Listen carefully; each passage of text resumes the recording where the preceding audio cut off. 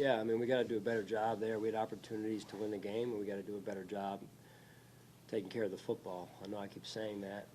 We talk about it every week, and, you know, it makes it awfully hard to win a football game when you turn the ball over 4 times. So. Slid said you basically lost your edge. That's what's been happening late in games. How discouraging is that to hear that, to know that your team has been losing its edge? No, I believe in this team. I believe in the team. You know, they made more plays than we did down the stretch. Obviously, we turned the ball over. Got a team in 4th and 19, and they made the play. We got to get the ball knocked down there.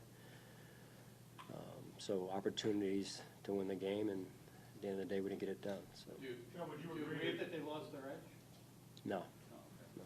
All right, second half's overall performance, output, production have been an issue really, what, Yeah. the last 3 games. Can you pinpoint maybe, is there something that's going on there? It's kind of a trend? Yeah, no, I think it's worth a deeper dive again this week, and we look at it and study it. And you know, we haven't scored touchdowns in the second half, so we've got to go back and look at it. What's been different in the second half, and what's been different compared to the first half. Talking to Cam Lewis in the locker room, he's really at home. So because of that catch that Jefferson makes there on 4th and long, you talk to a guy like that, making sure that he just mentally stays. Yeah, this is Cam's first start at safety, and you know, I believe in Cam, and you know, he made some good plays out there as well throughout the course of the game. So I believe in him. Coach, with Josh being the competitor that you know he is, how do you strike a balance with him in terms of keeping him from pressing to make a play while also being the competitor that he is that makes so many plays for you that he does? Yeah, it is a balance. I mean, he makes plays. He makes spectacular plays. He's a special player, and I believe in him as well. And you know, we just got to do a better job of taking care of the football and taking what the defense gives us at times. And you know, that's an adjustment we have to continue to make. Sean, this locker room talks about the 24-hour rule after a win or a loss. Is it harder to do that when there's a game that it involves so many emotional swings up and down? I mean, that's the course of the season. You know, and these games are close games, and again, we had opportunities to win. That's what makes it sting. We were right there, and again, we got sloppy with the football. So we gotta. This is the journey of a season. So you gotta pull yourself back together, find out the reasons why, make the adjustments, and move forward. Sean, I guess kind of going off of that, you guys have faced adversity this season, past seasons. What's your message to the team right now during this time? Yeah, I mean, number one is belief. I believe in them, and I believe in our coaching staff. We're 6-3, so we've done some good things, but we've also gotten sloppy at times, and sometimes before you win, you got to prevent yourself from losing. And I know it's a negative kind of connotation, but that's really where it starts, number one, and that usually involves the football. Near It's the a end great of the equalizer. 4th quarter, Josh's interception on 4th down, you had a 2nd and 2, 3rd and 2, and 4th and 2. You went with 3 straight passing plays. Was there any thought to go to the run in that situation? Yeah, we had a couple of those. We had a couple of 2nd and shorts that we'd like back. Sean, you touched on not being too one-dimensional last week, and this is the 2nd straight game where the running attack really wasn't a huge part of the second half. So what is the reason for that, and what are you looking for? Joe, it's something we can look at.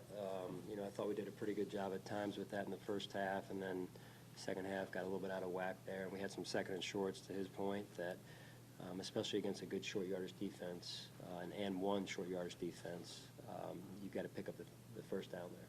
What would you say, Coach, would attribute to that?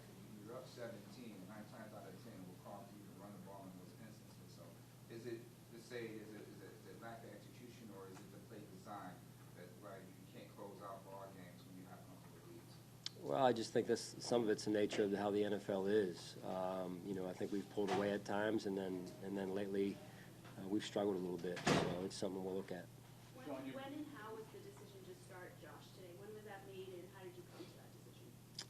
We've really just followed the doctor's plan all week. That's really what we did, and then we went from there.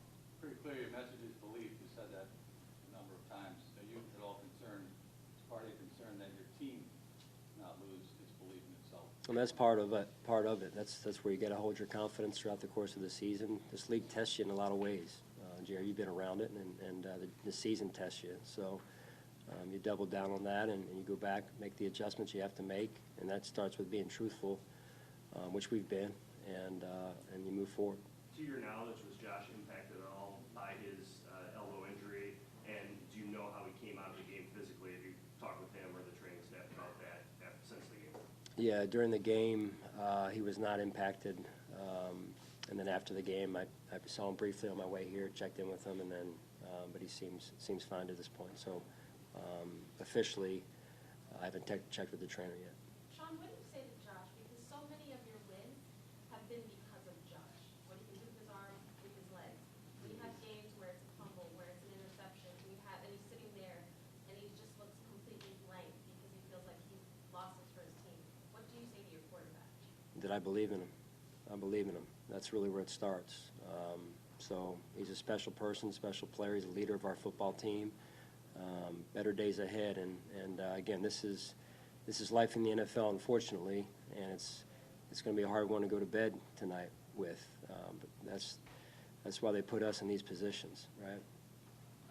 Coach, how much does it pain you that you can't get 1 yard or you need to get 1 yard? You got to win the line of scrimmage. So I mean, we'll look at it all, and there's a lot of things that we can do better. Thanks, guys.